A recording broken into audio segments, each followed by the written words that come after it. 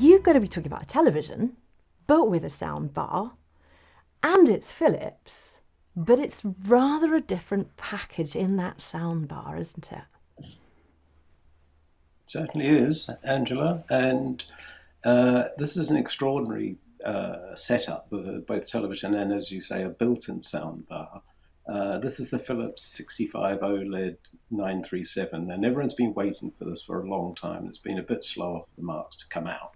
We're one of the few people that have seen this so far. I haven't done the review. I'll point that out straight away, is that John Archer has written the review on the website. And if you haven't had a chance to go and read it, please do, because it's much, much more in depth than I would be able to do.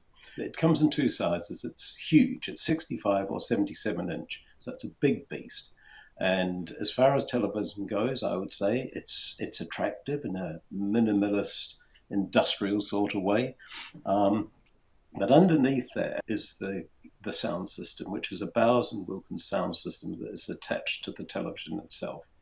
You can't just detach it, that's it. It's also a stand, but it has characteristic Bowers and Wilkins features, such as the tweeter on top for the high frequencies. It does work extremely well, I must say. I listened to Black Widow from Marvel, huge amount of action and noise going on. And this, the soundbar with its Dolby Atmos switched on, was really, really impressive. Very, very impressive indeed. I've listened to, and I suppose what the other thing to say is, and we'll come back onto the screen in a minute, but the other thing to say is that for a lot of people who want just one thing to be able to keep themselves entertained, this would do everything. It's fantastic quality image. The sound for the movies and television is fantastically good, but it also plays music. And I listened to, Ed was saying about his rather peculiar tastes in music, and I listened to some craft work on it, which is certainly not my cup of tea, but it was very, very impressive. The Bowers and Wilkins Philips partnerships goes back 2 or 3 years now, but this is by far and away their most successful venture, and they've done it by being able to not try and shoehorn the speakers into the television itself, to take that quite bold step of saying, let's make it a proper sound system and pulling it out of the telly. And I think it looks better in the flesh than it does in the pictures, is what I would say. The other very important part of it is the new OLED panel. It's called an OLED EX. Philips have said that they've replaced the hydrogen content within the screen by a compound called deuterium, because it's more stable, it's stronger, and helps reduce vibrations and tons of other stuff. Now, I'd never heard of deuterium, but I Googled it because I was interested. And apparently it is a compound that was born in the first minutes that followed the Big Bang, when protons and neutrons frantically paired in a 1 million degree primordial soup that became the universe. Now, that's a pretty neat thing to be able to drop in a conversation down the pub, isn't it? That my telly goes back billions of years. Indeed, deuterium and tritium are the main ingredients for fusion. So if you need to do any fusion, should we be calling this a fusion television? I don't know. What I do know is that the review by John Archer on the Sound Advice website is a TV review that, I don't think I've ever read before. You talked about it being an all-rounder. It is glowing. But he does say that depending on what your preferences are or what you want to use it for, it is really worthwhile delving into the presets, and there are a lot of them. So not necessarily just get out of the box, switch it on and expect it to be your best television, but encouraging you to play with it. Would you agree with John on that?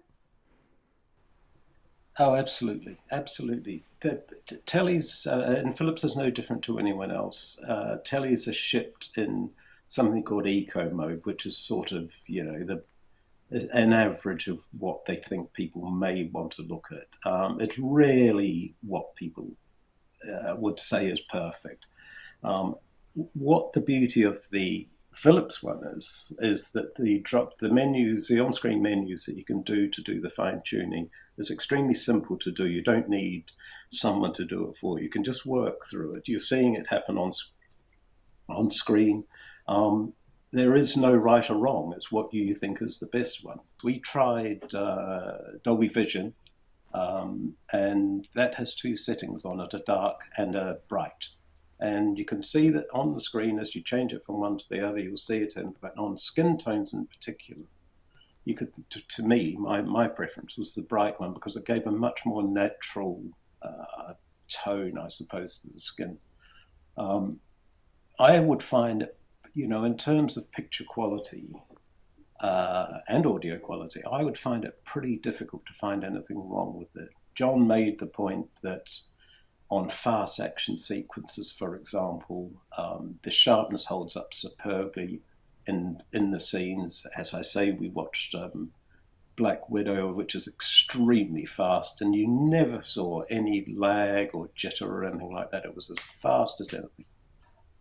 I think one of the other main features that Philips have had for a few years now is their Ambilight system, where it's an extraordinary situation where you get the light coming out from around onto the walls behind. On the new 937, it's for the first time they've done it on four sides. In the past, it's just come out of the left and right. I enjoy it on my telly at home here. It's nice. It sort of blends into the wall. It makes a picture not look so stark. But I've never really quite got why Philips makes such a big deal of it. I can almost hear the scratching of pencils, Bruce, as people put it on their Christmas list. We do have to very quickly, because we're nearly out of time, we do have to mention availability. Yeah, that's the fly in the ointment, I'm afraid. It is. We spent the best part of last week trying to find out where you could go and buy it, or not even buy it, go and demo it, because we would say that's what you must do. And it's really thin on the ground. I spoke to Richer Sounds this morning to see how many stores had it. They said they have it in the warehouse. If the store wants it, they can order it. So there's a bit of a process to go through that. I think the other side of that is that it is the type of TV that we would recommend you go and try in a shop, but don't buy it online. It's you need to understand what you're doing with it and not just take it out of the box and expect it to work. So it has to be experienced before being bought. Bruce, thank you very much indeed.